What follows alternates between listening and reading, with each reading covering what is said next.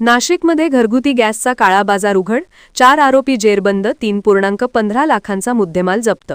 नाशिकमधील भद्रकाली परिसरात घरगुती एलपीजी गॅस सिलेंडरमधून व्यावसायिक सिलेंडरमध्ये बेकायदेशीररित्या गॅस भरून काळा बाजार करणाऱ्या 4 आरोपींना गुन्हे शाखा युनिट क्रमांक 1 आणि भद्रकाली पोलीस ठाण्याच्या संयुक्त कारवाईत अटक करण्यात आली.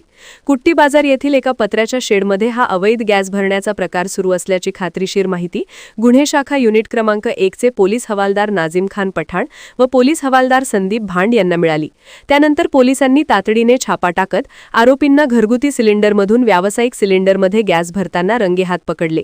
या कारवाई दरम्यान पोलिसांनी 33 घरगुती सिलेंडर, 13 व्यावसायिक सिलेंडर, 2 गॅस भरण्याची मशीन, 2 इलेक्ट्रिक वजन काटे आणि एक माल वाहतूक ॲपे वाहन असा एकूण 3,15,400 रुपयांचा मुद्देमाल जप्त केला.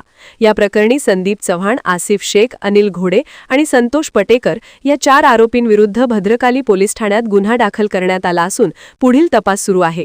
दरम्यान हा अवैध गॅस भरण्याचा प्रकार भद्रकाली पोलीस ठाण्याच्या हाकेच्या अंतरावर अनेक दिवस सुरू होता अशी चर्चा स्थानिकांमध्ये रंगली आहे.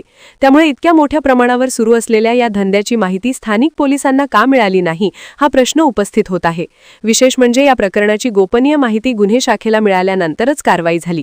त्यामुळे स्थानिक पोलिसांची गुप्त माहिती यंत्रणा कुठे अपयशी ठरली का असा सवालही उपस्थित केला जात आहे. एकीकडे पोलिसांनी मोठी कारवाई करत काळा बाजार उघड केला असला तरी पोलीस ठाण्याच्या जवळच सुरू असलेला हा अवैध धंदा इतके दिवस सुरू कसा राहिला याबाबत आता नागरिकांमध्येही चर्चा सुरू झाली आहे.